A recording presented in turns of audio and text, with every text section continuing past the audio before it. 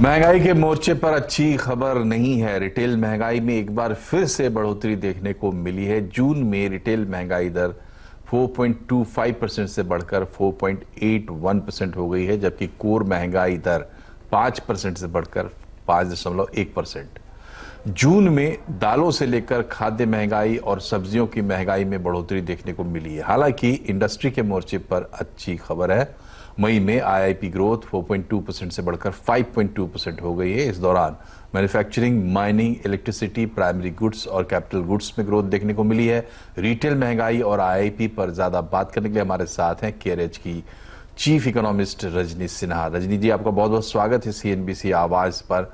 सबसे पहले महंगाई की बात करते हैं। ये ऊपर नीचे महंगाई देखने को मिल रही, कंसिस्टेंसी नहीं देखने को मिल रही है। क्या कमेंट्री होगी आपकी? इन्फ्लेशन का जो नंबर कमेंट्री होगी आपकी?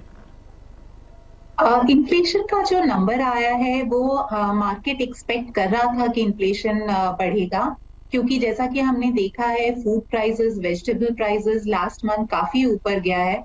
तो इस डेटा में कंसर्निंग एस्पेक्ट ये है कि ओवरऑल जो फूड इन्फ्लेशन है उसका कंट्रीब्यूशन जो घटने लगा था अराउंड, अगर हम पिछले महीना देखें तो वो अराउंड 30% था ओवरऑल इन्फ्लेशन में। फूड इन्फ्लेशन का कंट्रीब्यूशन वो बढ़ के फिर से 45% हो गया है।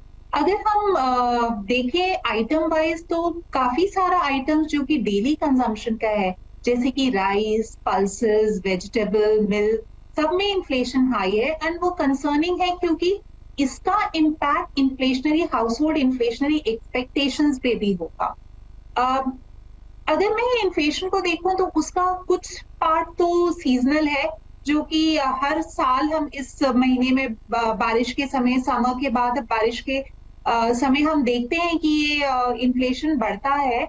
लेकिन कुछ आइटम्स में वेजिटेबल प्राइसेस स्पेशली वो सीजनल जितना होता है इम्पैक्ट कहीं उससे ज्यादा दिख रहा है इन्फ्लेशन, जो कि कंसर्निंग एस्पेक्ट है। और इवन बाकी इन्फ्लेशन भी हम देखें तो कोर इन्फ्लेशन भी हाई है, 5% से ज्यादा है। सो ओवरऑल इन्फ्लेशन में हमें कंफर्ट तो मिल रहा है बेस इफेक्ट के कारण, जिसके कारण इन्फ्लेशन 5% से नीचे रहा है लास्ट फ्यू मंथ्स में।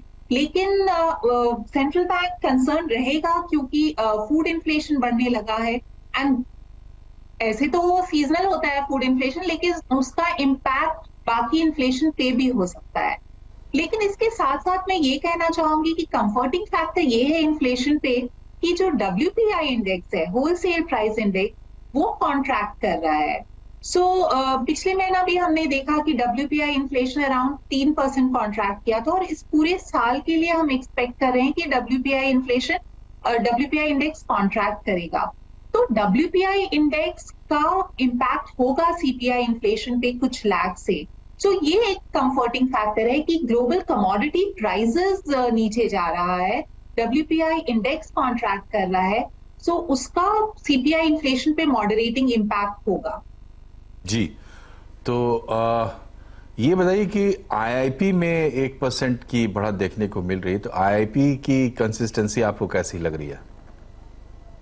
तो IIP का डेटा इम्प्रूवमेंट हुआ है। अगेन मार्केट ये एक्सपेक्ट कर रहा था कि ये इम्प्रूव होगा, बिकॉज हम अगर बाकी इंडिकेटर्स भी देखें इकोनॉमिक एक्टिविटी का, सो हम लास्ट फ्यू मंथ्स में देख रहे हैं कि बाकी इकोनॉमिक इंडिकेटर्स भी इम्प्रूवमेंट शो कर रहा है।